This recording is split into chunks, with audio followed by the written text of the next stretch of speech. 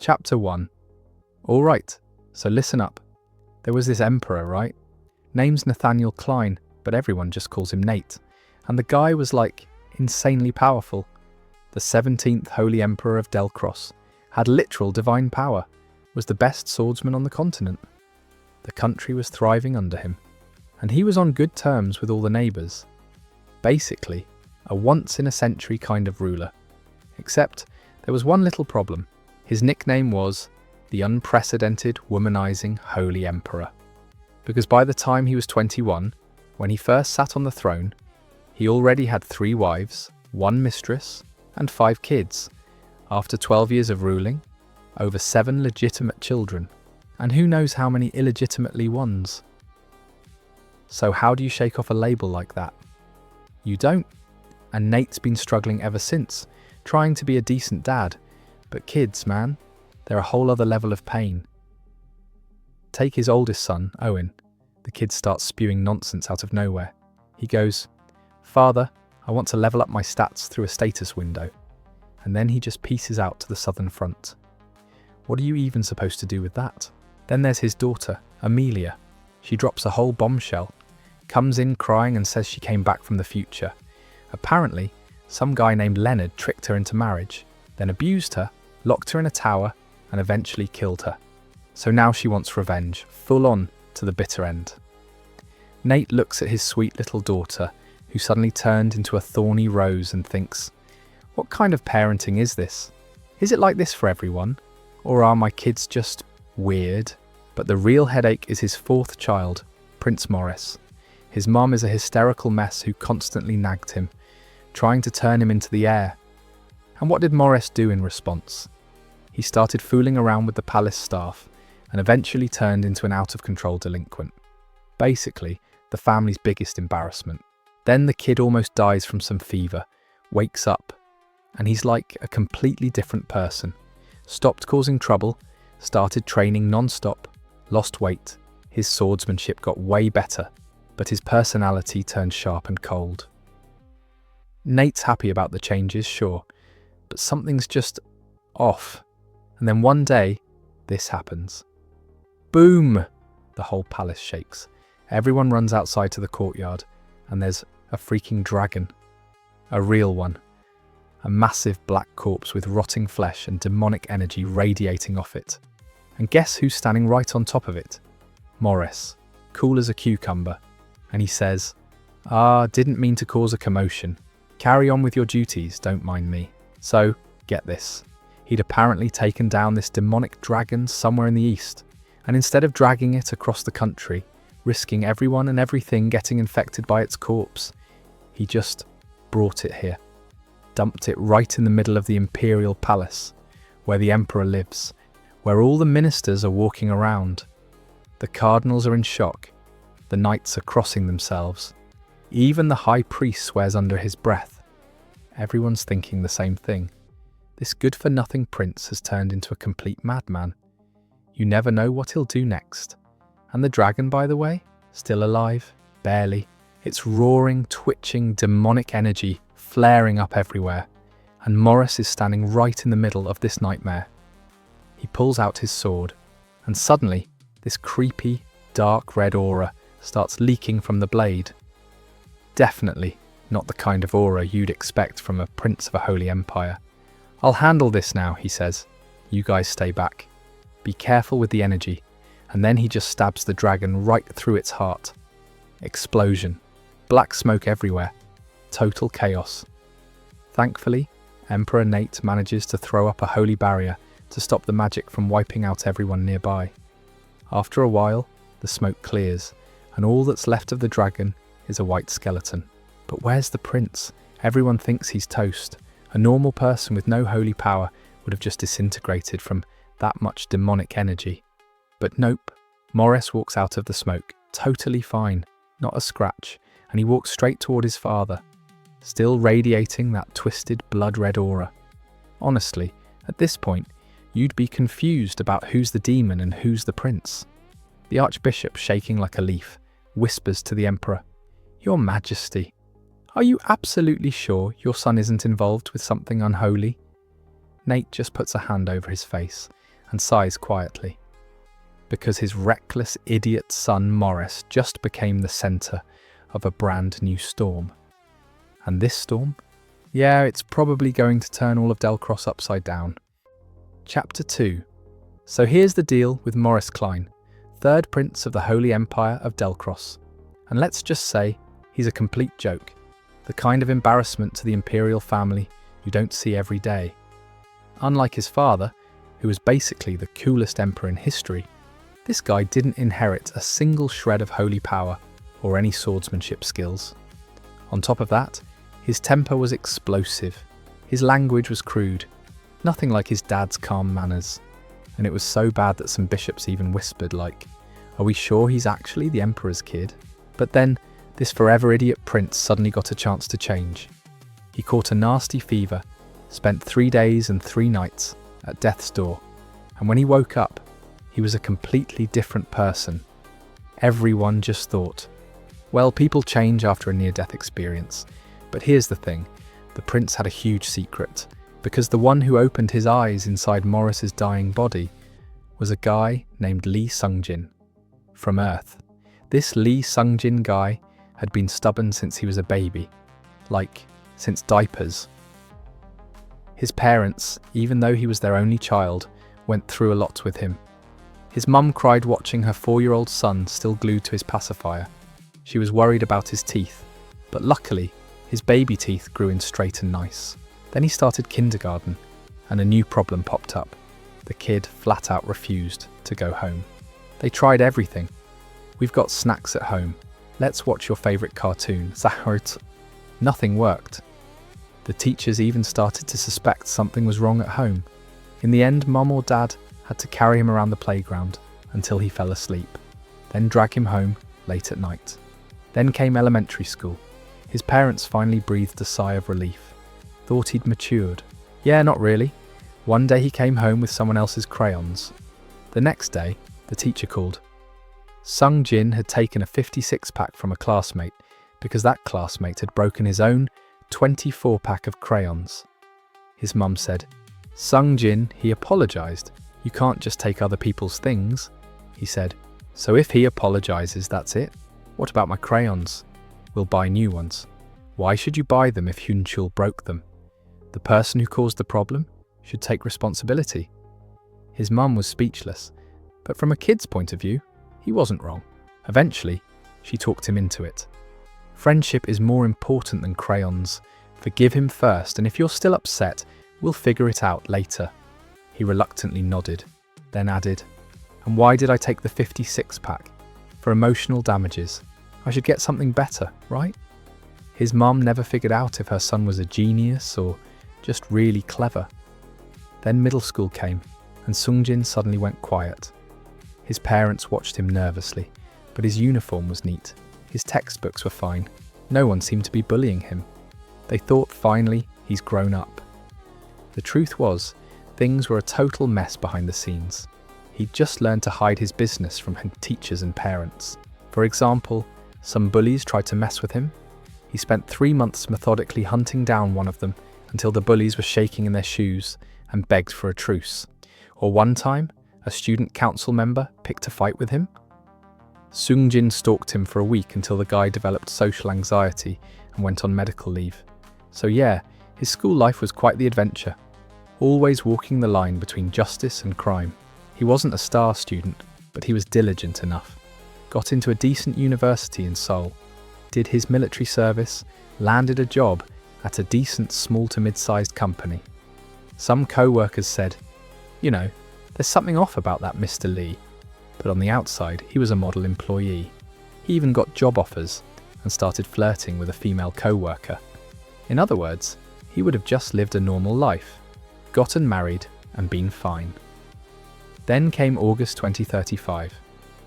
The Gehenna Gate incident. Portals to the demon world suddenly opened all over the planet, and hordes of monsters poured out. Cities crumbled within days.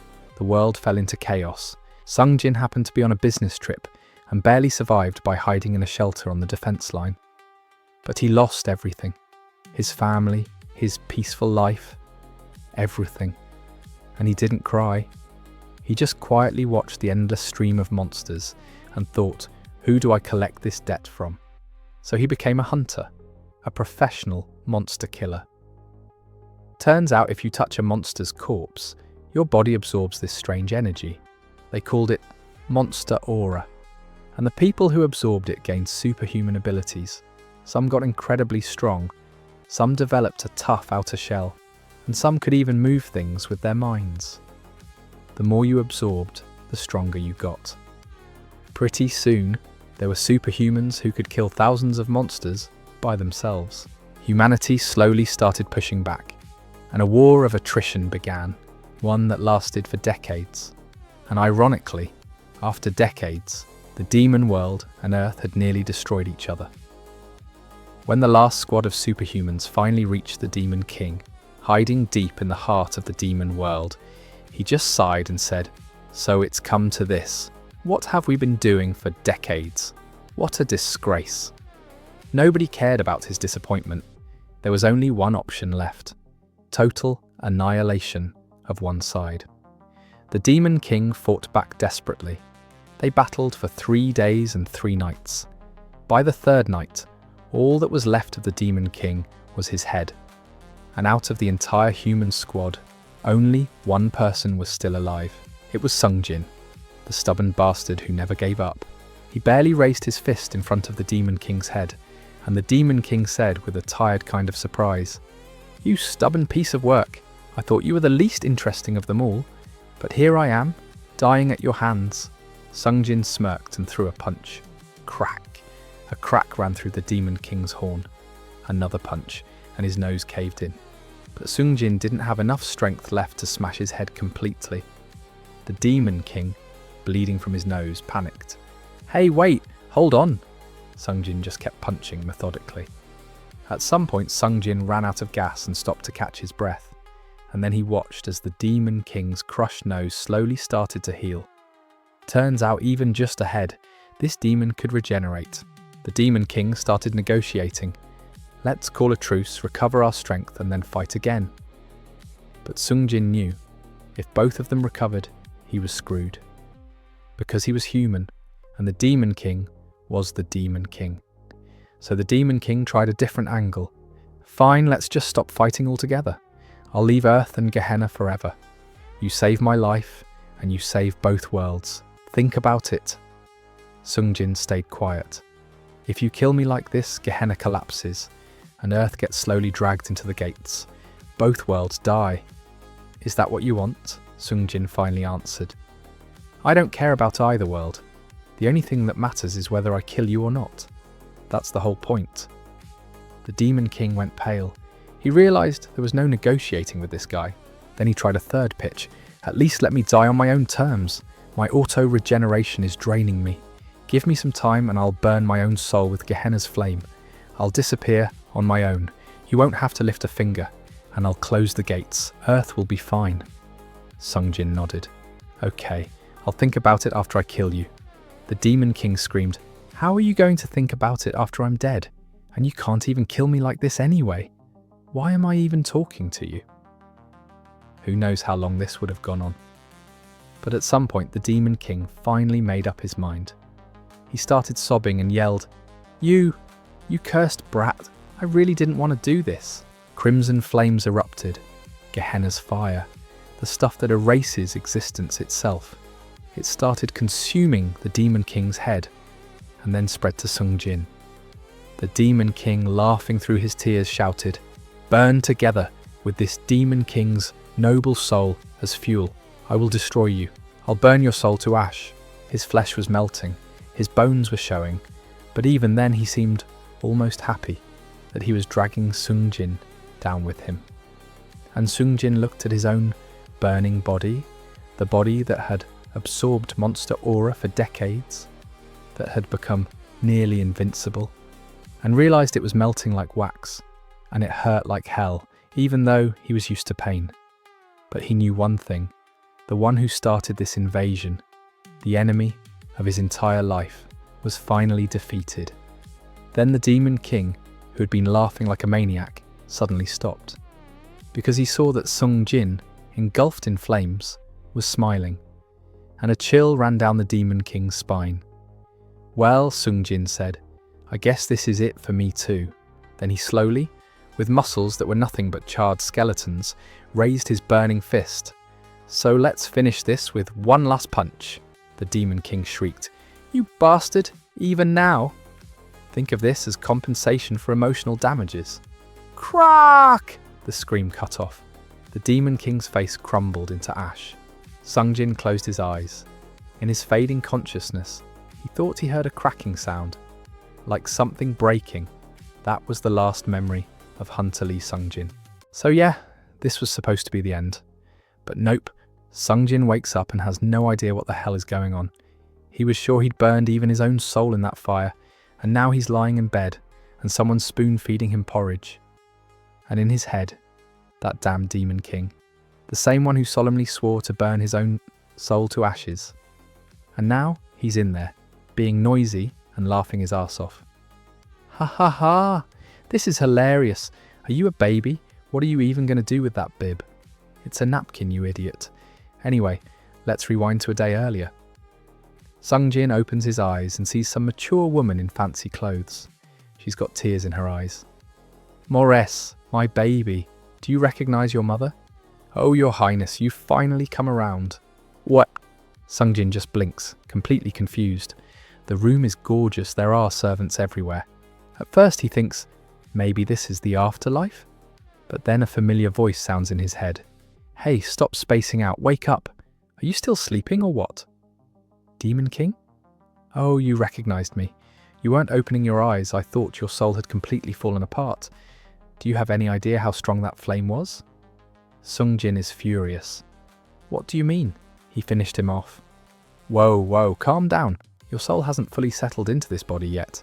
If you lose it now, you might get kicked back out, got it? Sungjin tries to get up to deal with this bastard once and for all, but his body feels weirdly sluggish and heavy. He collapses back down. Breathing is hard, arms and legs are too heavy.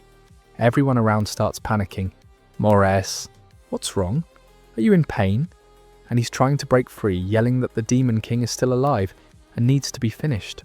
And the Demon King in his head goes, "Hey, your blood pressure just spiked. If you keep this up, you'll die just as fast as you were reborn. Come on, breathe, in and out, in and out." Sungjin keeps struggling, and then, bam, sharp pain in his back, and his vision goes dark. When he comes to again, he's in the same place, surrounded by the same people, and that damned voice in his head is back. "Wow, I thought you just had a short temper, but it seems your anger really is out of control." "Shut up, you bastard." The Demon King quickly changed his tone. Okay, sorry. No more teasing. Let's just talk, all right?" Sungjin, strangely enough, calmed down pretty quickly. Because he learned one important thing. The Demon King's physical body is completely destroyed, and only a tiny fragment of his soul remains. Just a voice without a body. Getting angry at that is just a waste of energy. The Demon King explained that in that final battle, Gehenna's fire burned them both. Sungjin's body was completely incinerated, but his soul somehow remained intact. The Demon King, on the other hand, lost almost all his power and went from that mighty ruler to a pathetic little leftover. Sungjin asked, "So why are you in my head then? Just disappear already." The Demon King sighed. "I tried, but every time I try to move away from you, the holy energy around here starts burning me. It's so painful that even the remaining fragments of my soul might completely crumble." Sungjin, of course, would have liked to finish him off even in this state, but how do you kill something with no physical form? It's not like he can summon Gehenna's fire just by snapping his fingers. On the other hand, this annoying voice turned out to be pretty useful. The former Demon King really does know a lot. He woke up a day earlier than Sungjin and already gathered information about this new world by directly touching the souls of the people around him and reading their memories. Here's what he found out. This place is a completely different dimension, far from Earth and the demon world, a higher level. "We got incredibly lucky," said the Demon King. "We could have just scattered into the void, but somehow we ended up in a main world." And what's a main world? A higher dimension, at least a couple levels above things like Sigurd 34 or Gehenna. Sungjin didn't understand half the terms, but decided not to dwell on it. Anyway, this place is called the Holy Empire of Delcross, a powerful empire with lots of kingdoms and duchies ruled by the Holy Emperor who receives the protection of the gods, generation after generation. The current Holy Emperor is the 17th, and he's the biological father of the body Sungjin ended up in, which means Lee Sungjin is now a prince. No wonder everyone around is so polite. Your name now is Morres Klein, the third prince and fourth child of the Holy Emperor. You turn 15 this year. 15? A child and a famous troublemaker. His mother is the first queen, Elizabeth Ussen, daughter of a highly respected archduke, the most high-born woman in the palace.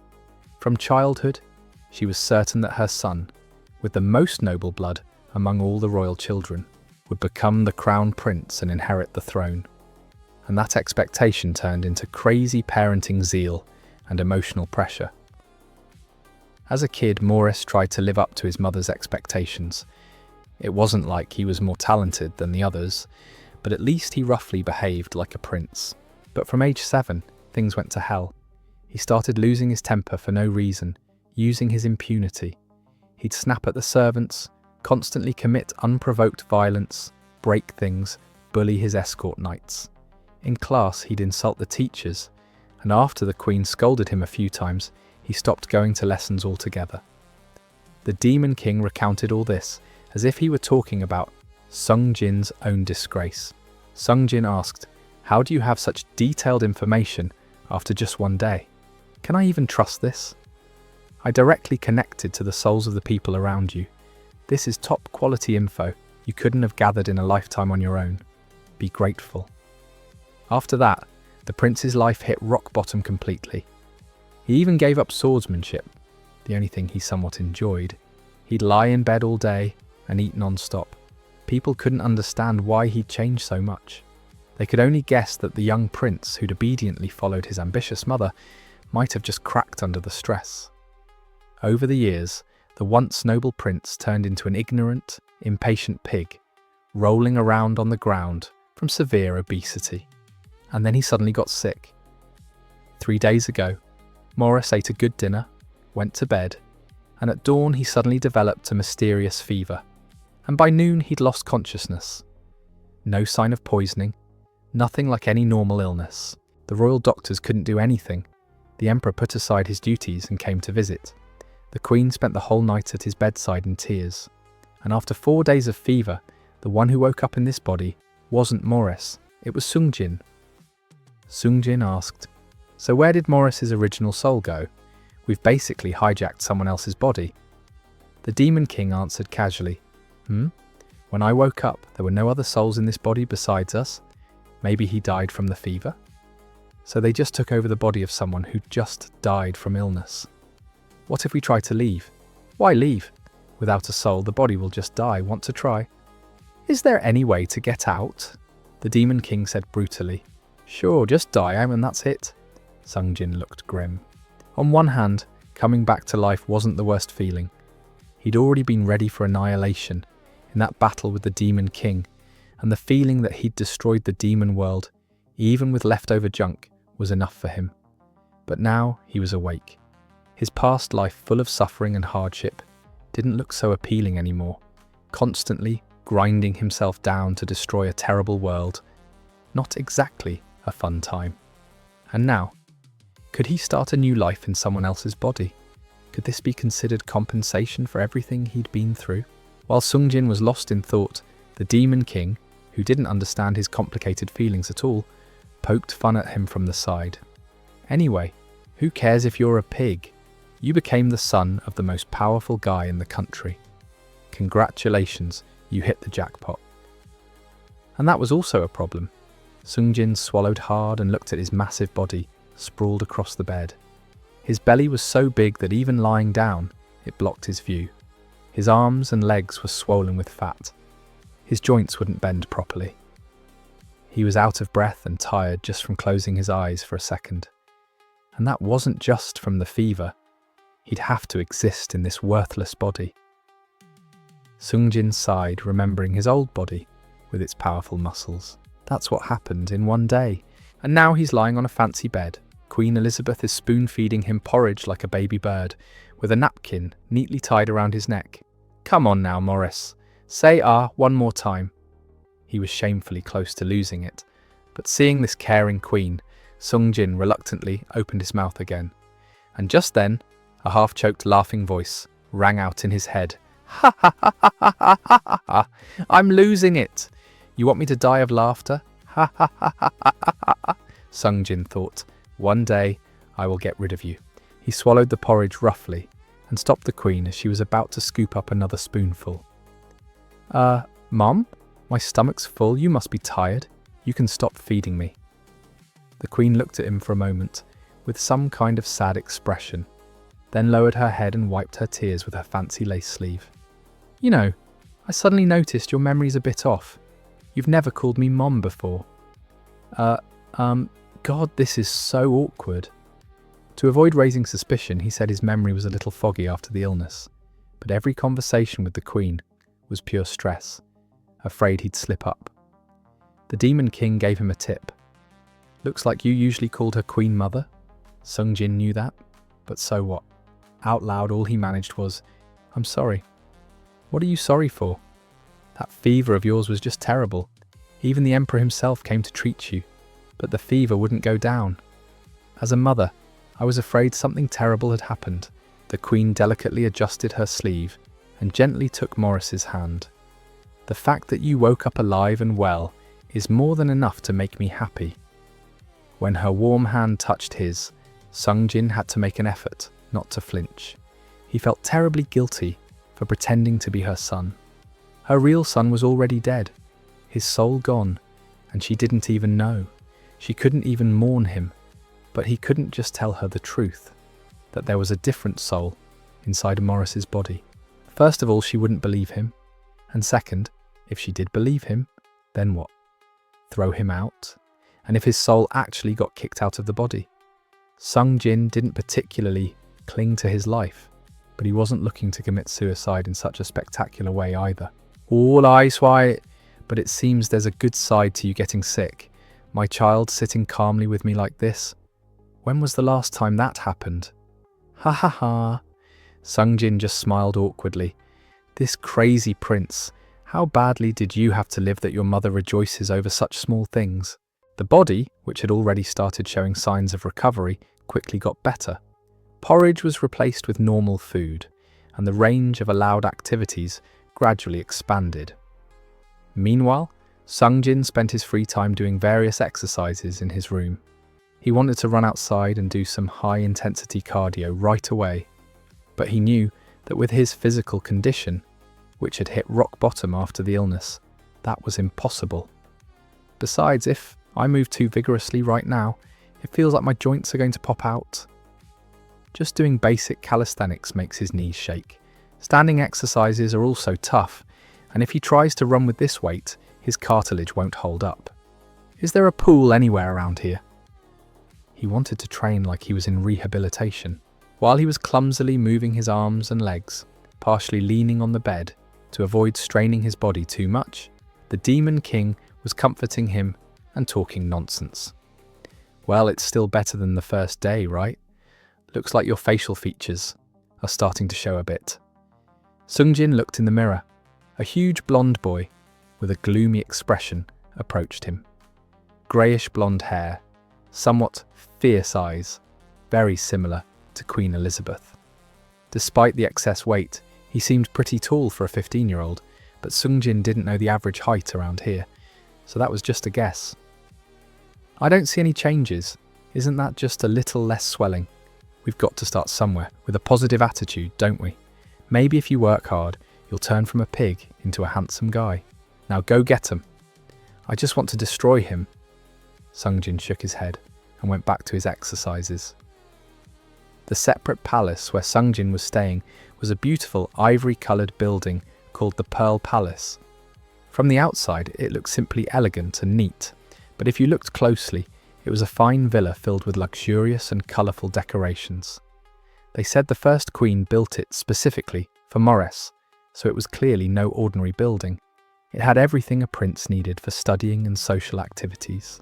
Small but luxurious bedrooms, a private study, a private training ground, a private conservatory, and a private banquet hall. Sungjin planned to visit the training ground and the library sooner or later, but while observing his surroundings for a few days, as he regained his strength, Sungjin noticed some strange things about the Pearl Palace. First, none of the people who lived in or visited the palace possessed divine power. This was very strange. The entire imperial palace was filled with divine energy, but the source of this energy was invisible. I'm sure there's so much divine power around that the Demon King can't leave this body without permission. But in reality, Sungjin hadn't encountered anyone who had divine power since he ended up in this body. Morris's own body was no exception. The current Holy Emperor, Nathaniel, possessed immense divine power, but Morres, son of the most ambitious first queen, unfortunately wasn't born with even a shred of that power.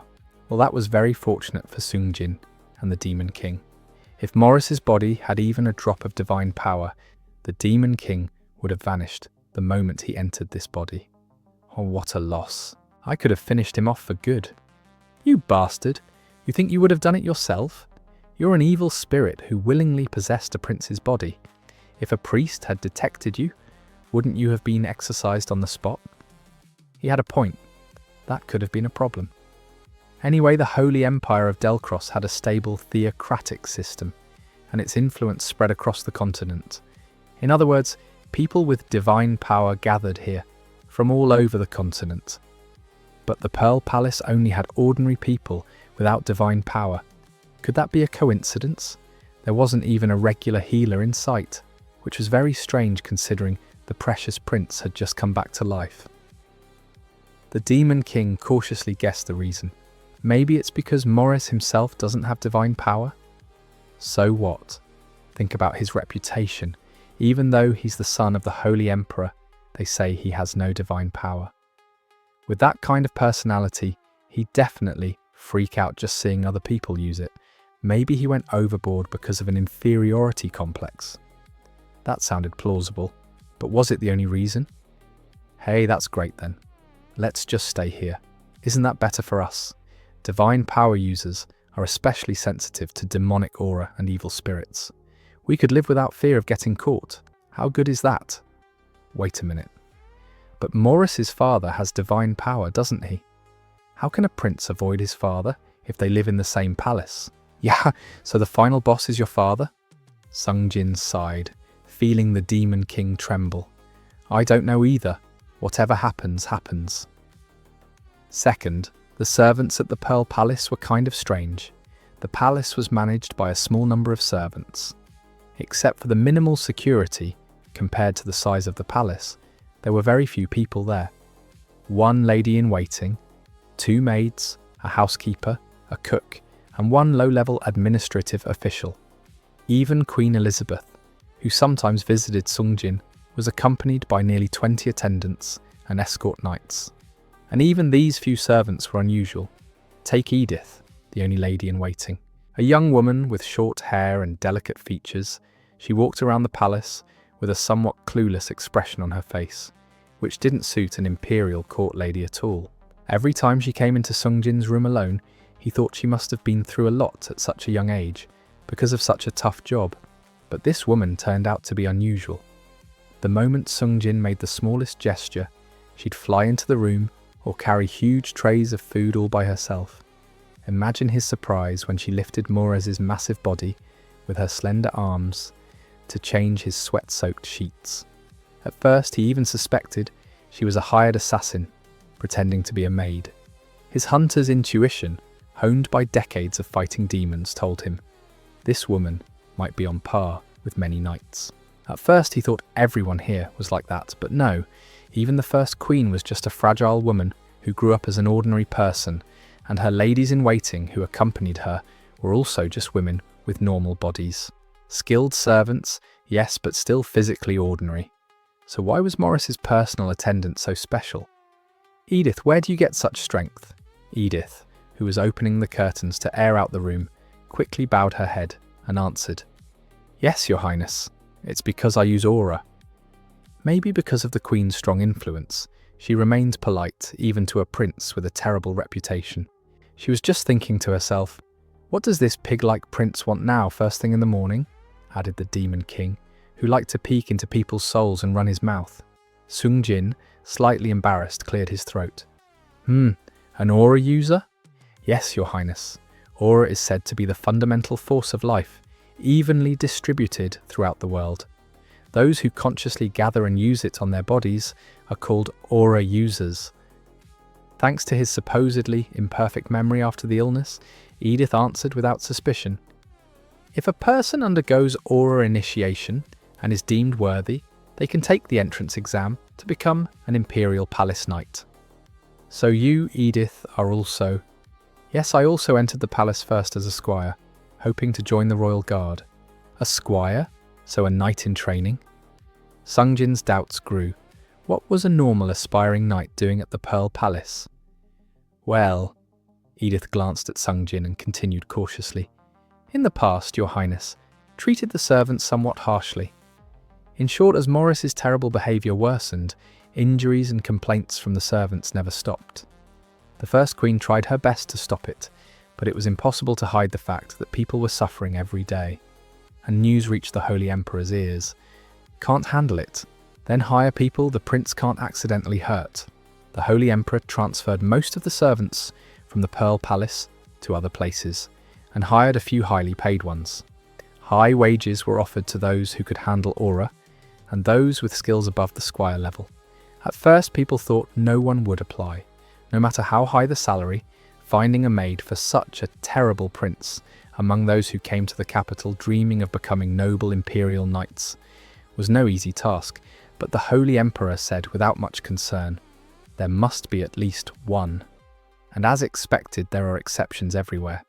Edith, who arrived in the capital at just the right time, with no connections and only her aura user skills, showed up around then. I passed the entrance exam, but from the very bottom, it was hard to make it as a knight. And so was born the strongest maid, one who could catch a thrown plate with her quick reflexes, easily dodge if a weapon was thrown at her, and fillet a fish with an aura-infused knife. The more Sung Jin listened to her explanation, the more confused he got. Where did it all go wrong? Was all the Demon King said. On one hand, Morres was so terrible that the only servants who could survive around him were those who could use aura. On the other hand, the Holy Emperor, who came up with the idea of replacing everyone with aura users, wasn't exactly stable either. But the strangest of all was Edith, who got caught up in all this and became the exceptional maid. But Your Highness, Edith suddenly raised her eyes to Sung Jin and tilted her head. Are you all right? What do you mean? Before, if you heard even the slightest talk about aura, you'd get very angry. Angry? You'd throw things all over the palace. The more Sung Jin learned about Morres, the more of a jerk he realised the guy was. Why throw things over such nonsense? Are you a child or something? Sung Jin opened his mouth, but couldn't find anything to say. Sorry. Edith's eyes widened. She looked surprised. Apparently, she hadn't expected an apology from the prince. Then she smiled and shook her head. It's all right, Your Highness. Besides, it was quite fun catching flying dishes. Sung Jin looked at Edith, who quietly lowered her head with a sympathetic expression, and said to the Demon King, She's probably a little crazy too. I know. By the way, this could be considered a realization, Sung Jin thought deeply. Seeing that aura, divine power, and other concepts from fantasy novels actually existed, he realized once again that this was a completely different world. Of course, Sung Jin's own world, where demon gates opened and a war with monsters raged, was also pretty fantastical. But at least that was a straightforward fight for survival. Hunters got stronger by absorbing monster spirits, and sometimes people with telekinesis appeared. Demons too. Some could generate flames or use poison, but most just smashed things with brute force. So until the Demon King tried to burn his soul with Gehenna's flame, Sungjin couldn't even imagine that such incredible forces could exist. That's because the Sigurd 34 sector was such a lower dimension. The fact that you're not familiar with these forces proves it was a low-level world where aura and divine power just weren't a thing. Don't call it low-level. And why are you leaving out Gehenna? You said it was from the same sub-dimension as Earth. You think all lower worlds are the same? Gehenna is a little different. Right when we were about to make a big leap, you people got in the way. What? The fury in Sungjin's voice made the Demon King quickly change the subject. Ahem. Anyway, lower flame worlds usually have limited spiritual abilities or mind-related abilities. It seems the concept itself is connected to the main world, but there's no way to manifest its power. Sungjin blinked. What's an ordinary world? Here we go, the bastard's making that stupid face again. Oh, you ignorant earthling. Dimensions, right? Big stuff, yeah? They're divided into main world, ordinary worlds, and imaginary worlds. You didn't know that? Why is this bastard starting again? What difference does it make? 3 dimensions or 4? Is that important right now? Just as Sungjin started to get angry, the Demon King's voice turned ingratiating. Maybe it doesn't matter. Maybe it doesn't. Let's get back on track. So how do I use aura? Sungjin felt a strong interest in the possibility of a new power. He'd originally been a successful hunter, able to surpass human limits, and now he was stuck in such a worthless body.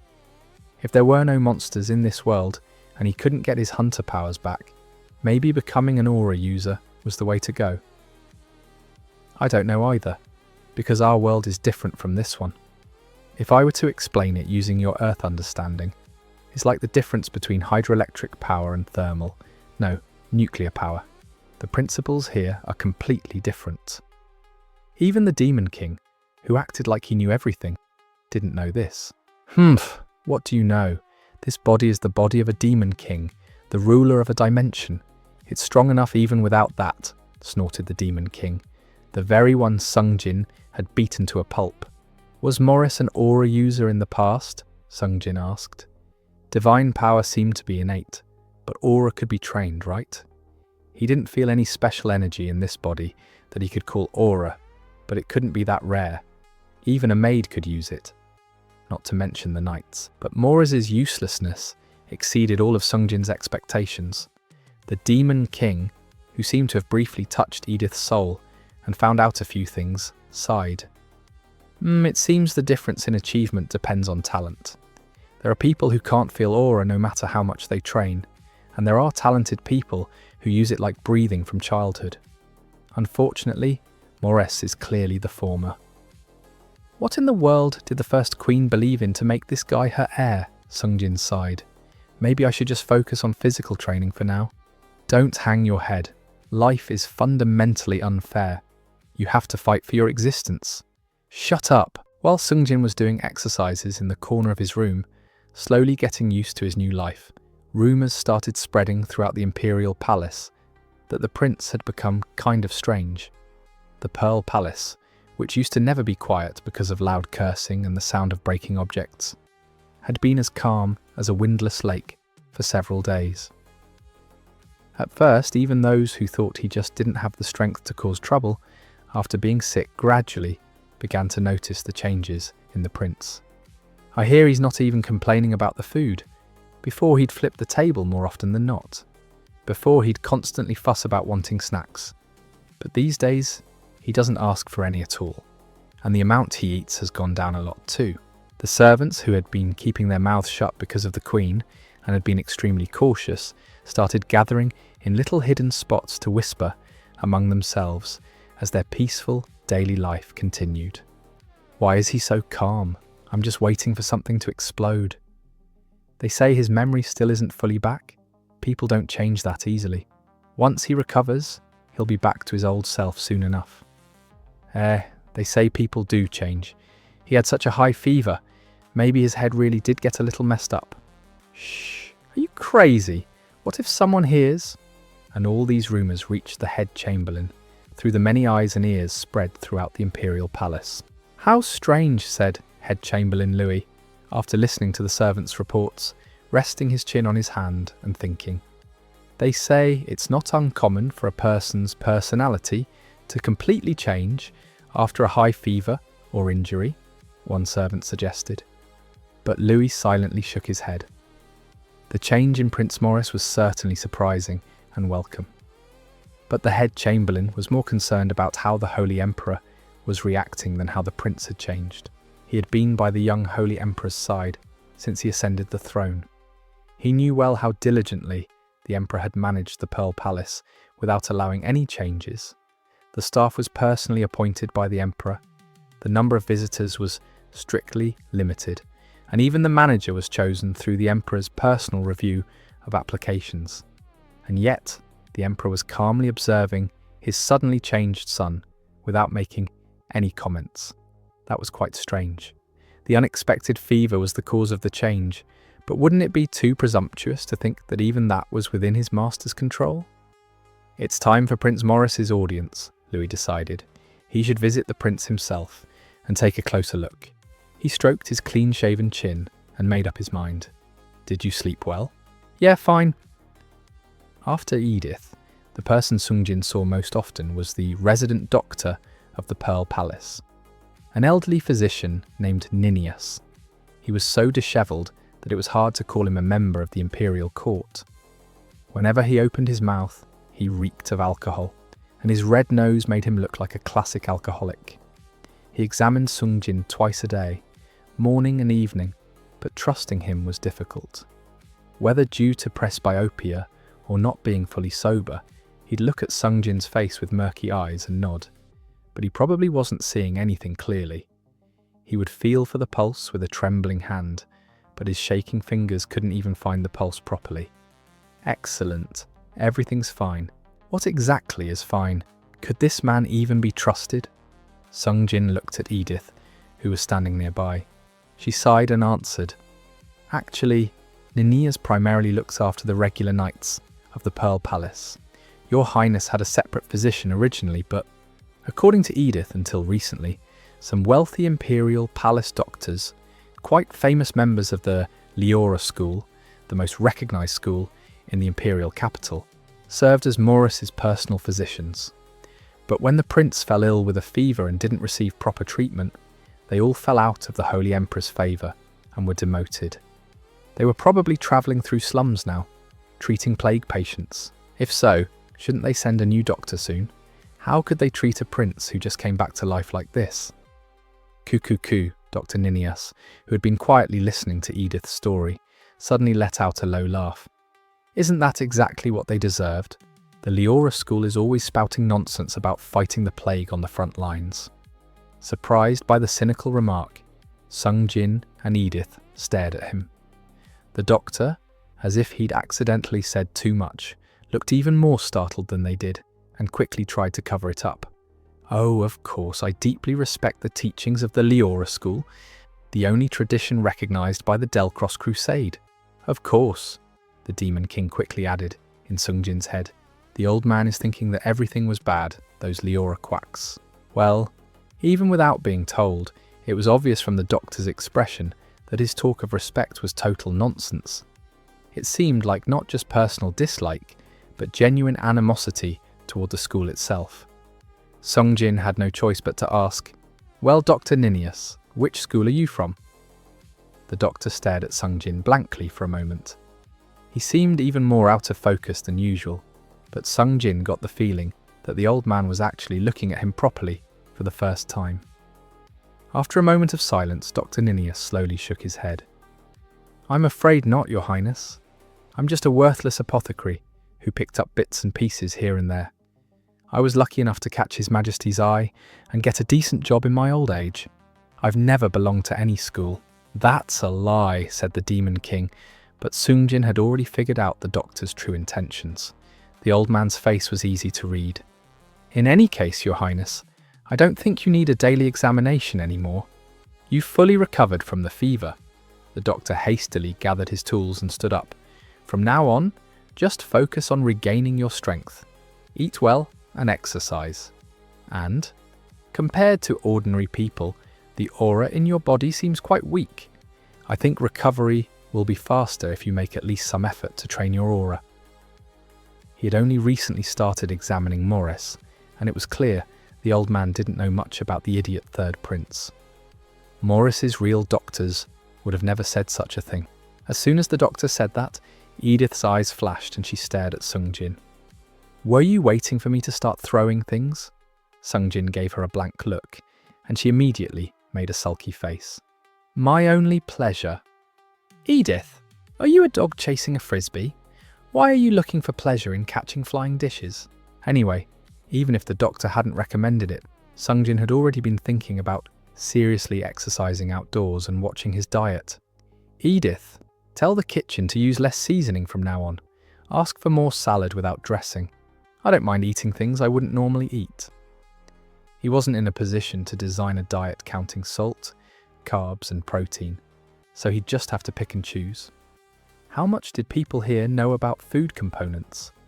From what he could tell, it was somewhere between medieval and modern. Edith didn't hide her surprise at the strange order, but Sungjin slowly shrugged and added, "And I want to go to the training ground. Can you take me?" The training ground at the Pearl Palace was originally built for Morris's private swordsmanship lessons. After he quit, it wasn't used for a while. Then the administrative officials appointed by the Queen kept it clean. At some point, the escort knights living in the Pearl Palace had turned it into their own personal training ground. But now, all the knights had stopped their training, gathered in a corner, and stood with their eyes wide, because the suddenly appeared Pig Prince had taken over the not very large gym. The prince wasn't walking or running, he was circling the gym at a moderate pace. What's gotten into him all of a sudden? The knights' gazes, watching the prince's massive body move around, weren't exactly friendly. Unlike the ladies-in-waiting with their almost military discipline, these knights had relatively little influence from the Queen. They often treated the prince rudely. Some were openly contemptuous, but Sungjin, who had only one goal, to build his stamina and learn aura, didn't care about them at all. Breathing heavily, he made a few laps and left, without even glancing at the knights, wiping his sweat with his sleeve. What the hell just happened? The knights looked at each other in confusion. Normally he'd be screaming at them for not bowing low enough, but this idiot just quietly exercised and left. The knights blinked but soon went back to their business, deciding that anything can happen in life, and this was just another whim. But the next day, and the day after that, the knights saw Morres again, walking around the training ground. "My stamina is absolute crap," Sungjin breathed heavily. Getting frustrated, he'd planned to build some muscle and strengthen his frame first, then do cardio once he'd lost a little weight. But he was already doing cardio at full effort, and he'd only done a few laps. His lungs felt like they were about to burst, his heart was pounding like crazy, and his whole body was soaked like he'd been caught in a downpour. At this rate, when would he ever build enough stamina to learn aura? The knights whispering in the corner with dissatisfied expressions were really starting to get on his nerves. Sweat dripping down his hair was stinging his eyes. He wiped his eyes in irritation, and suddenly a dry towel appeared in front of him. Without thinking, he took it and looked up. An elderly gentleman was looking at Sungjin with a smile. "Who is that?" The elderly man stood with several attendants. His hair was grey, but his back was straight, and his suit was neat, without a single button undone. Meeting Sungjin's eyes, the old man took a step back, pressed his right hand to his chest, and respectfully bowed his head. "Greetings, Your Highness." An old-fashioned gesture, right out of a textbook. The servants following him also bowed. Sungjin didn't know how to react, and just stared at him. The old man continued, looking slightly puzzled. "I heard the fever caused you to lose your memory, and I didn't visit you sooner. I apologize, Your Highness." He never lost his extremely respectful attitude toward the young prince. Sungjin felt a bit of respect for him and wiped his sweat with the towel. Seeing this, the old man smiled again, then slightly lowered his head and said, "My name is Louis Feltre, head chamberlain of the Imperial Palace. I assist His Majesty." Suddenly someone who looked like the final boss's right-hand man appeared. Sungjin's lips tightened for a moment, but the old man, not even noticing, continued in a cheerful voice as he took the sweaty towel back. Not much time has passed since you woke up, and you're already training so hard. Well, just a warm-up. If the young prince is so valiant, shouldn't the knights of the Pearl Palace follow his example and become more diligent? This brings joy to the Holy Imperial family. A true blessing from Delcross. Sungjin looked around with a dumbfounded expression. No, old man. Look at the atmosphere when you say things like that. Look at those knights. Don't you think they're about to start shooting lasers? The Demon King clicked his tongue. Wow, this guy. Is he serious? Is he some kind of bootlicker from another world? But despite that, the head chamberlain had a face like a proud grandfather looking at a wonderful grandson. Sungjin looked away and cleared his throat. Lewis, so what brings you here? Sungjin, not used to treating an elderly person like a servant, spoke awkwardly, but the head chamberlain didn't seem to mind. When the prince lost consciousness from the fever, His Majesty the Holy Emperor was very worried. He put aside state affairs, came personally to the Pearl Palace, and then, refusing the aid of healing priests, used his own immense holy power to finally defeat the terrible fever. I heard something about that. Sungjin didn't know how much of that was true, but he decided to nod along. Fortunately, the prince has risen from his sickbed in good health, but His Majesty has not yet been reassured. He ordered me to carefully assess your condition before the audience. Well, that's certainly something to be thankful for. If the prince wishes, His Majesty would come personally to the Pearl Palace at a convenient time. What, come where? Seeing Sungjin's bewildered expression, Louis quickly added an explanation. You seem to have forgotten about the regular audiences. Since ancient times, the Holy Emperor has dined with the princes and princesses at least once a week. Does the ruler of the country actually have time for that? For Sungjin, who wanted to avoid meeting the Holy Emperor as much as possible, this was bad news. As you know, His Majesty cares deeply for his children, and until now, audiences have never been cancelled unless there were important events in the Empire or unavoidable schedule conflicts. However, in the case of Prince Morres, there have been many instances where scheduled meetings were cancelled on the day itself. For some reason, the prince would often send word that his condition had suddenly worsened right before the audience. As a result, in recent times, the Holy Emperor has often learned of the prince's intentions in advance and come to the Pearl Palace himself. He told me to ask what will happen this time. Morres, you crazy bastard, you frequently broke promises with the Holy Emperor? Sungjin broke out in a cold sweat. Suddenly a person called the head chamberlain appeared and announced that sooner or later they would be meeting the final boss. On top of that, it turned out that this world-class troublemaker used to brazenly stand up the final boss without any fear. Sungjin was frozen for a moment. Your Highness? He was so flustered that his pupils were shaking, and his words kept coming out wrong. Desperation. The feeling that he couldn't lose even more points in front of someone who might be the final boss, finally made Sungjin put together a complete sentence. This time, I'll come myself. Thank you for your concern. That's my answer. Please pass it along. Someone like the Holy Emperor couldn't be ordered to come and go as he pleased. Sungjin wished he knew how Morres used to communicate, and whether this matched proper etiquette. But strangely, the Demon King, who usually chattered non-stop, was silent now. Fortunately, Sungjin's answer seemed to please the Chamberlain. If the prince is behaving so admirably, how pleased His Majesty must be. I will do my utmost to ensure the audience goes smoothly. I will soon send someone to the Pearl Palace with a message, so please take care of yourself. Louis performed another polite gesture and left the training ground with a composed expression. However, Sungjin's keen eye, trained by years of combat, noticed that the head chamberlain's cheekbones twitched and rose slightly. What did I do that made him so happy? The more he thought about it, the more he realized how stupid Morres must have been before. Sungjin, catching a glimpse of the Chamberlain's group, walking away with light steps, sighed in relief and turned around.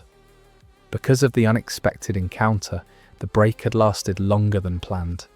He decided to start walking around the training ground again. He needed to do at least a few more laps than yesterday to be sure he was making progress. Of course, he hadn't even finished half a lap before he was out of breath, and his firm resolve was humiliated. The knights, gathered in groups of 2 or 3 in the corner of the training ground, didn't hide their displeasure when the prince, whom they'd expected to leave soon, started his rounds again. Some, showing their irritation, left the hall, while others sat down and pretended to clean their equipment, occasionally throwing contemptuous glances at Sungjin. Until now, Sungjin hadn't paid much attention to whether they were being rude or not, but the constant hostility was starting to get on his nerves. Still, he needed to deal with the knights from time to time. How long had he been walking around the training ground like this? Gasping and staggering, Sungjin took a few more steps and then collapsed to the floor. His vision went dark. He felt like dying. He hadn't thought it would be this hard, and he'd spent weeks fighting monsters, sleeping on the front lines. As he was gasping for air, a small voice quietly spoke to him, as if slithering inside. "Hey, so you're going to meet after all? The Holy Emperor?" At first he couldn't understand what was happening because his head was foggy from lack of oxygen. Come to think of it, had this guy been strangely quiet earlier? "I guess I have to. What were you doing? Did you get any information from the Chamberlain? It was so quiet I thought you'd finally disappeared." The Demon King, strangely, didn't react to these words. I found out, he replied in a strangely hollow voice. The head Chamberlain turned out to be someone with resistance to soul touching. "It's not easy, so I had to focus." Sungjin tilted his head. "Resistance to touching? You never mentioned anything like that before. Is the head Chamberlain a priest?" "Are you crazy? Touch divine power? I'd rather try to kill myself again." According to the Demon King, touching a soul was like talking to a sleeping person. When a soul isn't in a crisis or stressful situation, it's usually defenseless, half asleep. If you send a mental wave with what you want to ask, the relevant memories surface from the unconscious. This convenient method had its limits. The Demon King couldn't read memories directly from Sungjin's soul, and he didn't even know the exact reason. A simple, relaxed guy like you is secretly not so simple. What? Souls with strong mental or divine power couldn't be touched. In the case of someone with strong mental defenses, like a soul in a state of extreme tension, the resistance to mental waves is very high. And if the Demon King's soul touched a soul with divine power, it would completely disappear upon trying to connect. In that sense, the head Chamberlain has a very strong ego defense. He's a strict person with strong self-control. Someone like that doesn't easily give up the memories I need, and his mental barrier is so strong that it's hard to break through without damaging the soul. Despite this, the Demon King tried to gather as much information as possible. Sooner or later, he would have to appear before the most powerful priest on the continent and await his verdict. Would the Holy Emperor be able to recognize the remnants of another world and the demon world possessing his son's body? So, did you find out anything? Unfortunately, there was no useful information. That old man turned out to be a very important figure in the palace. More important than I thought. The information he possesses is so vast that I couldn't focus on what I wanted to find out. I tried to get some sense of the Holy Emperor, but his perception is very biased. So I don't really trust it. You don't trust it? The information from the head Chamberlain, who serves right beside the Holy Emperor? At Sungjin's question, the Demon King's soul seemed to stir slightly. If it had a physical form, he might have sighed. The head Chamberlain's loyalty to the imperial family is indeed great. He's even friendly to Morres, whom everyone criticizes as a good-for-nothing. And his faith in the Holy Emperor is so firm that, to put it mildly, it's devotion. But in a bad way, it could be called fanaticism. Is that enough to call it fanaticism? Yes. He thinks the Holy Emperor is almost omnipotent, you know? Is that reliable information? Sungjin blinked. Omnipotent. I don't think he's even clearly aware of it himself. He's just pleased with himself for giving his loyalty to such a good holy emperor. But, in his subconscious, the holy emperor is by no means an ordinary person. He firmly believes that he is the greatest heir of all time and the undoubted representative of the main god. But you know what's really funny? He himself doesn't really believe in God. He's not very interested in religion itself. What do you do with that? He doesn't believe in God, but he believes in God's representative? That's why it's funny. Isn't that a complete contradiction? But that meticulous guy doesn't know it himself. How far can respect, admiration, and trust in a single person go? Sungjin stood up silently. His breathing suddenly calmed. In the light breeze, his heated body quickly cooled, and goosebumps ran down his skin. I don't think this is just a matter of strong or weak divine power. The representative of God. Since Sungjin was close to being an atheist, he didn't think there existed an omnipotent person who actually represented God. It was just that the head chamberlain subconsciously believed the holy emperor might possess something special. For example, what if the holy emperor had the same ability as the demon king, the soul touch? Wouldn't people around him then consider him omnipotent? Whatever it was, one thing was certain. It looks like we're going to be caught. Do you have any solution? Maybe we just break the promise like Morres did. That's a temporary measure.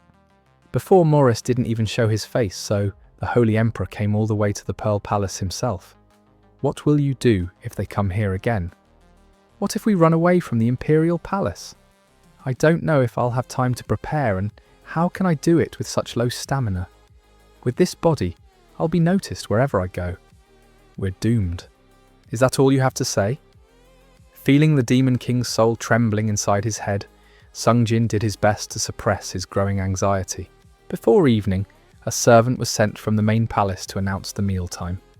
Unsurprisingly, the Pearl Palace was turned upside down. How long had it been since that fat prince had gone out for an official visit? Hearing the news, Queen Elizabeth brought many ladies-in-waiting from the Ruby Palace and started her attack early in the morning. Soon the entire Pearl Palace was buzzing under the Queen's direction. Sungjin, who had planned to spend the whole morning at the training ground since the meeting was in the afternoon, was caught by the ladies-in-waiting with solemn expressions before he even left his room. With a bewildered look on his face, he was taken to the bath and cleaned, and so awkwardly, in front of a lady-in-waiting. As he resisted and protested, Edith, with a determined face, poured perfume over his head. "Calm down, Your Highness. Maybe we can finish quickly and have a snack. Are you bathing a cat right now?" He stared at her in confusion, and she tilted her head. Before, this used to work fine. Before, he'd wondered how she managed to handle the temper of Morres, who was a complete jerk. Turns out they treated him like an animal that couldn't communicate at all. "Get out. I can take a bath myself. While you were sick, I always took care of you. Why are you shy now?" That's what she said.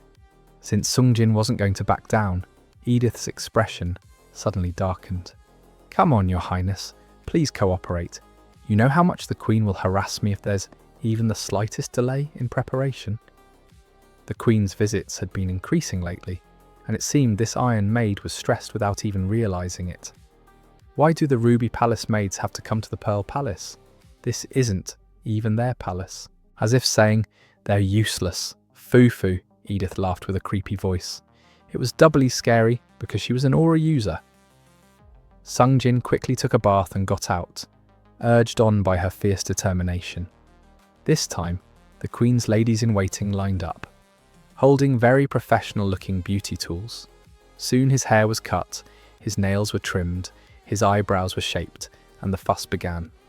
"Ah, look at this beautiful hair. It looks just like the Queen's. Oh, you've lost so much weight.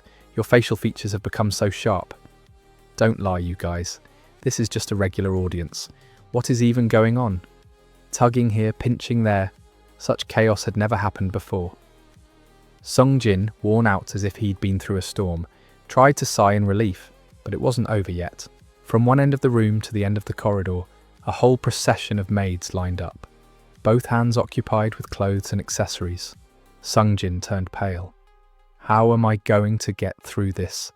How long is this going to take? But the Demon King, who would normally be laughing at Sungjin like crazy, was in a strange state. Fu, the one closer to the end, should be a normal colour. Of course, fu. Fortunately, Queen Elizabeth's taste was quite noble. He was bothered for a while by clothes with numerous ruffles that kept appearing and disappearing, but in the end, from a modern person's point of view, Sungjin looked quite decent. The dark blue uniform, embroidered with silver thread, looked neat at first glance, but if you looked closely, you could see how much money, skill, and time had been spent on it. The clothes were loose enough, and the ladies in waiting spent some time adjusting them.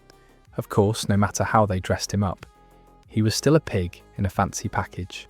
Sungjin sighed inwardly, but even so, his appearance wasn't quite satisfactory in the Queen's eyes.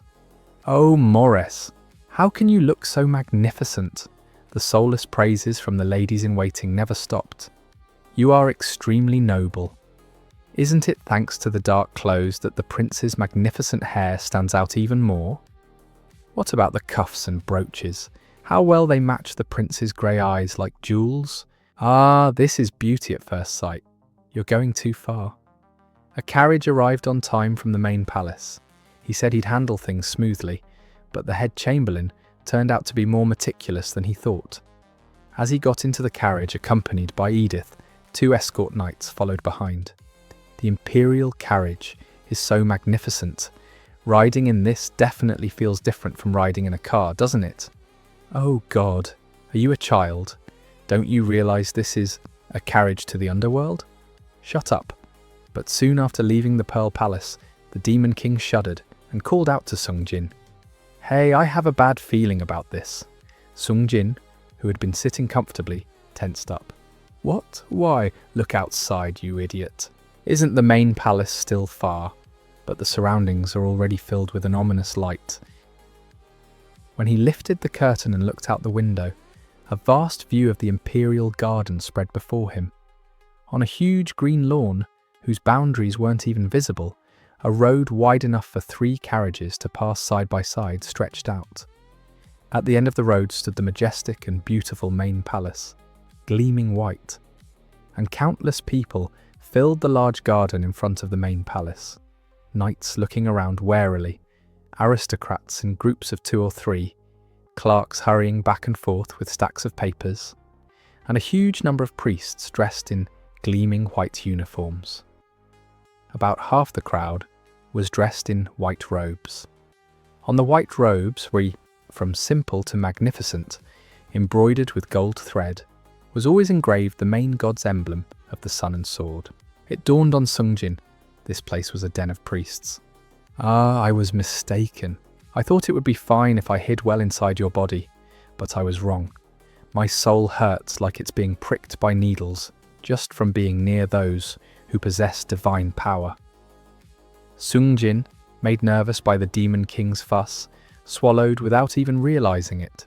It seemed like any moment those priests might recognize Sungjin and rush at them, shouting that he was an evil spirit who had possessed the prince's body. "We should have just run away when we had the chance." As the miserable Demon King was lamenting, the carriage stopped. He had arrived at the main entrance of the palace, the residence of the Holy Emperor. Carefully stepping down from the carriage, Sungjin was greeted by a group of knights in luxurious uniforms. "We greet Prince Morres. Hail to the 3rd prince!" The knights raised their swords in unison and struck the ground, then respectfully lowered their heads. It was a polished courtesy that was nowhere near the level of the resident knights at the Pearl Palace. Sungjin's mouth fell open involuntarily. Wow, that was cool. Watching the knights bow their heads, one of them, apparently the leader, approached Sungjin and smiled gently. "Congratulations on your recovery, Your Highness. From now on, we the Imperial Guards will serve you." He was a handsome man with honey blonde hair. His trained, solid body was intimidating, but his small round eyes made his overall impression strangely soft. Sungjin didn't know how to react and just stared blankly at him. The man's smile faded, but as if he'd been warned in advance, he quickly composed himself, pressed his right hand to his chest, and politely bowed his head. "My name is Masan Klanos. I am a member of the Imperial Guard and captain of the Second Knight's Order. I am very glad to see you in good health." It seemed this man was personally acquainted with Morres. Well, nothing to be done. Sungjin smiled shyly, and Masan smiled gently back at him, then turned and began walking ahead. Apparently, he guessed that the prince might not know the geography of the main palace at all. Thinking it was lucky to have someone quick-witted nearby, Sungjin followed him. But as soon as he passed through the tall arched entrance, the Demon King let out a pained sound. "Ugh, it's stuffy. I feel like my soul is being crushed." "Why, are those people paladins too?" "No, they seem to be ordinary knights. That's not it. It's just that this place is unusually full of holy power. The moment I leave this body, I feel like I'll be crushed to death. Ugh." After that, the Demon King fell completely silent. Sungjin called out to him several times, but the presence of his soul was extremely weak, and now it was hard to even feel it.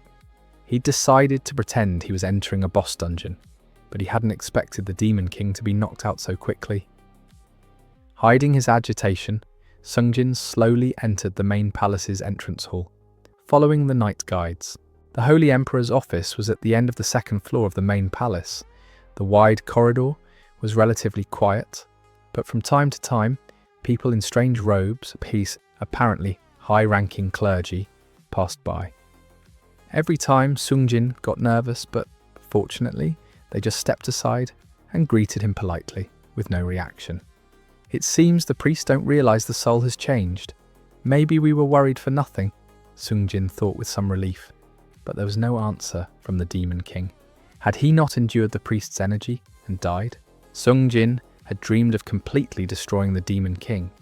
He was the main culprit behind the destruction of Sungjin's world, the enemy who made him burn to death in Gehenna's flames. It was just that until now, he had no choice but to rely on him, and his existence was so insignificant that he just left him alone. But at the thought that the Demon King might have actually disappeared, Sungjin felt a strange sense of emptiness.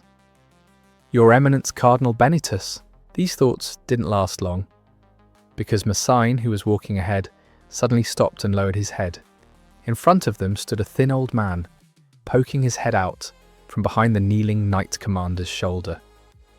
He was a peculiar old man, with a long hooked nose and a downturned mouth. Despite his small and frail frame, his tall priest's hat and magnificent robe embroidered with gold and silver gave him a rather dignified appearance. A cardinal. He must be a high-ranking clergyman. The old man straightened up, stared at Morres for a while, then slightly bowed his head to the knight commander. "There's no need to be so polite with me, Sir Masign." Contrary to his initial stern impression, his tone was quite polite. Then he nodded in Sungjin's direction. "Your Highness the Prince." What? Something's off. He greeted the escort knight first and then pretended to notice the prince? And just a nod? The old man's behaviour was strange even for someone who knew nothing about Delcross's culture. Sungjin's eyes narrowed. Masign seemed to notice this too, and looked anxiously at the prince. "So, what are you doing in the main palace?" This was a question directed not at the knight commander, who always stood guard at the main palace, but at Masign himself. The cardinal was ignoring Sungjin. Truly, the polite old man turned out to be quite a jerk. Just as Sungjin was trying to figure out how far this would go, Masign, who'd had enough, stepped forward and warned the cardinal in a low voice. "Your Eminence Cardinal, you are standing before His Highness the Prince. Please show some respect." "Humph." Cardinal Benitus made a sound that was impossible to tell whether it was a cough or a snort, then turned to Sungjin and met his gaze. His posture was arrogant. Hands behind his back, stomach pushed out. "Yes, I heard you've been having a lot of trouble lately. Fortunately, you're still in good health." Not only did the old man speak, but he also narrowed his eyes and looked Sungjin up and down. Massane's face hardened at such blatantly rude behaviour, but the cardinal's eyes suddenly widened. "Ah? Wait a moment. No, Prince?" And suddenly he started approaching Sungjin with a demented expression. Sungjin realised something was wrong. What is this?" With a slightly puzzled look, as if he'd discovered something strange, the old man suddenly reached out his hand towards Sungjin. Soon his hand, surrounded by a strong white light, approached Sungjin's face like a rake. Even to Sungjin, who was unfamiliar with it, this light didn't seem favourable. This might be divine power. He was seeing divine power for the first time since coming to this world. His heart started beating faster, and various thoughts raced through his head. Had he recognised Sungjin's soul, or had he noticed the Demon King? What would happen if he touched him with divine power like this? Would he be expelled from this body? If he wanted to live as a prince of the Holy Empire, things like this would happen often in the future. For now, it might be good to experience divine power firsthand as an experiment, right? But you're just reaching out to grab me? Sungjin couldn't help but frown. He didn't intend to argue with every little thing an old man did, but wasn't this going too far, trying to touch the prince as he pleased? Sungjin, who almost brushed the cardinal's hand away, reflexively tried to stay steady. The old man's bony fingers seemed fragile with the slightest wrong move, so fortunately, before he could start beating up the old man, Massane quickly blocked his path. "Stop, Sir Benitus!" The old man, pausing for a moment, looked at the Knight Commander with a puzzled expression. "Do you realise what you're doing, Sir Massane?" It was clearly an accusation, but the Knight Commander was unyielding. "No high-ranking clergyman may approach the prince. The cardinal is no exception. Don't you find that strange? These are His Majesty's orders, for the prince's protection." For a moment, cold air flowed between them. The cardinal, who had been looking at Massane with sad eyes for a while, opened his mouth as if lamenting. But the Knight Commander showed no signs of backing down. "Who exactly are you protecting from a priest who serves God?" The cardinal shook his head and took a step back. "Sir Massane has always been like this. Why are you so blind to his words?" "Then I'll see you again, Sir Massane." He glanced at Sungjin and shook his head. It was more like a snort than a greeting. "Your Highness the Prince." Not seeing a reaction from Sungjin, he hurriedly walked past. Massane silently watched the cardinal's back, but the corners of his mouth twisted strangely. It was impossible to tell whether he was laughing or crying, but only for a moment. The Knight Commander, quickly returning to his polite smile, bowed his head to Sungjin. "We've been delayed a bit, Your Highness. Let's hurry." Their behaviour seemed a bit strange to Sungjin, but he quickly calmed his nerves and obediently followed Massane. It's fine. He had important business ahead, meeting the Holy Emperor. What did this have to do with anything? "Oh, Your Highness Morres, how magnificent you look. His Majesty will be very pleased." As they approached the office door, Head Chamberlain Louis, waiting outside, approached with open arms. Sungjin doubted such an excessive reaction, but Louis immediately caught himself and quickly corrected. "Oh, forgive me, Your Highness. You're so obedient and courteous that this servant momentarily forgot his manners." There was a soft-looking nobleman standing in the corner who couldn't control his emotions. Sungjin smiled bitterly and asked, Louis? As you know, I can't remember much. Is there anything I should be careful about when meeting Father? Sorry to cause you more trouble." Louis's face lit up. If the Demon King had read his mind, he would have said, "You've asked such a profound question. This Lord Morres has become so worthy." Thanks to Morres, who had thoroughly trashed his own reputation, Sungjin could do pretty much anything within reason. I assumed the prince would be concerned about court etiquette. Fortunately, His Majesty doesn't care much about external formalities. It's enough to address him as Your Majesty, and that will show proper respect. It seemed the Holy Emperor wasn't particularly strict. Just as Sungjin felt relieved, the head chamberlain turned and called out loudly to the door. "Your Majesty, Prince Morres has arrived." Now, into the boss's room. The office door slowly opened, and Sungjin entered, trying to calm his pounding heart. In the worst case, I'll just get thrown out of this body. After meeting Cardinal Benetus, this fact had etched itself into his heart, and his initial anxiety had significantly diminished. Now, curiosity filled that space. What kind of being was this Holy Emperor, called the representative of God? When he tried to picture him, he thought of the Pope in his tiara, whom he'd seen on TV before his world was destroyed. That person was an old man, but since the Holy Emperor had a teenage son, he should be younger, right? Maybe he looked a lot like Morres? Was he a strong man? Or more like a typical weak priest? At least it didn't seem like he was pushed aside by age. Right now, he and the Demon King were bickering and acting childish, but despite that, Sungjin was well into his 60s when he died on Earth. As he entered the room, feeling a mix of anxiety and curiosity, the first thing he noticed was a lavishly set table in the centre of the room. He thought it might suit Morris's taste. Similar desserts were often served at the Pearl Palace. Beyond the table was a large desk with magnificent carvings. Looking at the stacked documents and scattered books, he felt this was a place for official business. And the Holy Emperor was standing in front of the large window overlooking the terrace. Sungjin's eyes widened involuntarily. The Holy Emperor, is that him? He was a well-groomed young man. No matter how you looked at his soft features and youthful face, he didn't seem like the father of a teenage son. With his short cropped black hair, simple casual clothes and slim build, he looked more like a well-trained swordsman than a priest. The man called a priest even wore a long sword at his waist.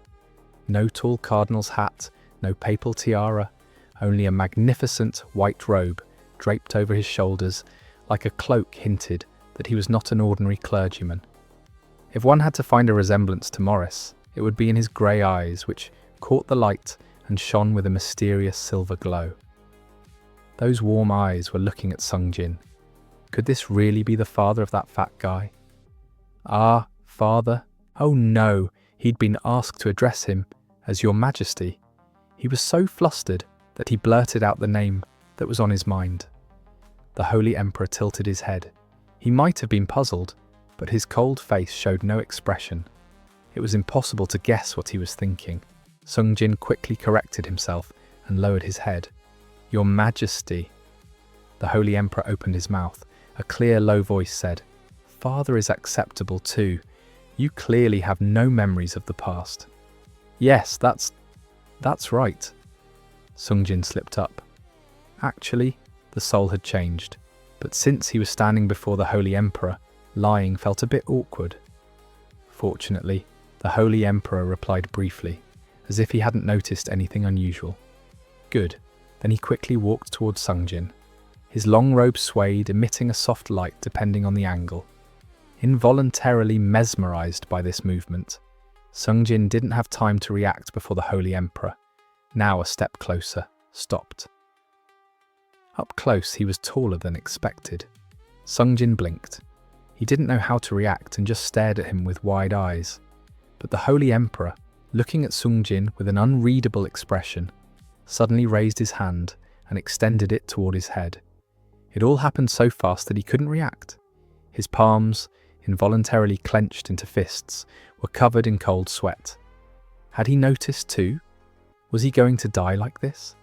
Sungjin closed his eyes, anticipating the end. The hand touched his head. Nothing happened. No, rather than nothing. A familiar low voice sounded in his head. Demon King. The presence of the Demon King, which had been so weak it was undetectable, suddenly grew stronger, and at that moment a sharp vibration was transmitted. It felt like his soul was being stretched. What? Wait a minute, huh? Are you alive? What happened? The Demon King didn't react to Sungjin's words at all. Maybe he didn't know himself, because the surprise and confusion he was feeling didn't pass without a trace. Huh? What is this? Oh, Kia! The Demon King's soul suddenly made a strange sound, as if frightened by something, and then fell silent again. This time, Sungjin sighed in relief, because he could clearly feel his presence. At the same time, one side of his head felt calmer. What did the Holy Emperor do? Did he notice the Demon King's existence? If he noticed, why didn't he get rid of him? But he couldn't afford to think any more, because the Holy Emperor, lowering his hand from the top of Sungjin's head, ordered in a calm tone, "Sit down." And the two mismatched father and son sat down facing the table of snacks in front of them. Sungjin sits down, stares silently at the Holy Emperor, trying to read his intentions. The Holy Emperor raises his teacup. His face is completely blank. He sets the cup down. "Don't you like it? You usually enjoyed the food," Sungjin calls out carefully. "Father?" "Yes, Morres." Sungjin grabs a cookie, takes a bite. Tastier than expected. He samples different desserts. The Holy Emperor watches him silently. Occasionally sips his tea. "How have you been lately?" "Exercising. Planning to lose weight." "Good idea. I heard you've been going to the training ground." "Yes, starting with light exercises, gradually increasing the time. Don't overdo it." "I know. Later, maybe I'll read some books." "Books?" The Holy Emperor's eyes widen, first emotion of the entire conversation. "I used to stay away from books. After coming back to life, I started thinking, why do I live? What am I doing? I want to learn about religion, about death and the afterlife, about God and the soul." "You're interested in that? The first person you got expelled was the theology teacher." "Father, I have a question." "What is it?" "Can you see the human soul?" The Holy Emperor answers softly. "I can see the soul clearly. A priest does not doubt its existence. As a prince of the Holy Empire, you should not doubt either." "What does a soul look like?" "It looks the same as before birth. The soul is influenced by the body until death." "What does my soul look like?" The Holy Emperor is silent. Then, "Why do you ask?" "Just curious. I lived a wasteful life. Has my soul gained weight too?" The Holy Emperor stares at him with empty eyes. "To find out, you'd have to see your soul leave your body. Do you want to die?" The audience time flies by. Sungjin talks non-stop. "I was stretching. Edith came running in scared. Thought I'd flipped over and couldn't get up." "Really?" "When I grab something for exercises, she comes running. Thinks I'm about to start throwing things." "I see. The tea is delicious, better than the Melbourne Edith brewed the other day. That one tasted like bile. This tea is also Melbourne." "Really?" "I want to learn aura. Don't know where to start." The Holy Emperor rests his chin on his hand. "You need to learn swordsmanship or spear techniques first. There are training methods for specific skills." "Ah, the sequence method?" "Yes. The foundation of aura is learning levels sequentially, but after a certain point, the classification becomes meaningless. Where the heart goes, the aura follows." "How did you learn, Father?" The Holy Emperor rubs his chin, looks slightly embarrassed. "Just naturally. I don't remember. I moved with my sword as usual. Later, my teacher said it was aura." Sungjin's jaw drops. "As a child, you didn't want to study, but you liked swordsmanship. No matter how much you trained, you couldn't feel aura. Eventually, you gave up." "I see. I think you'll manage now." The carriage returns to the Pearl Palace. Sungjin is in a good mood. Head Chamberlain, Louis, is in tears. "It's been years since you two spent time together so happily." Sungjin asks to resume swordsmanship lessons. The Holy Emperor replies, "I will send someone suitable." Sungjin bounces with joy. The carriage creaks. "Your Highness, are you all right?" "Everything's fine, just slipped off the seat." "Nice job. Are you a child? I'm embarrassed to watch." "This is what I do when I'm alone." "You okay? Why so quiet?" The impact was too strong. Need time to recover. The Demon King trembles. The main palace is a terrifying place. The divine power almost crushed me. If he hadn't blocked it at that moment. Blocked it? He created a barrier around our souls. The divine power isn't as painful now. But the Demon King pauses, then, in an empty voice, "My soul can no longer touch other souls." "What? Soul touch is impossible now? I tested it on the coachman and the escort knight. Nothing works. So now you're useless. Don't treat me like trash." Sungjin looks out the window. The ivory walls of the Pearl Palace appear in the distance. "We survived. He turned out better than I thought." The Demon King snorts. "A good person? You're naive.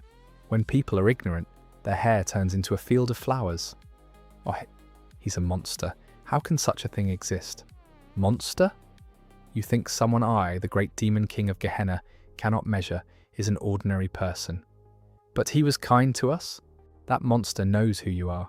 Why would he leave an evil spirit who stole his son's body alive?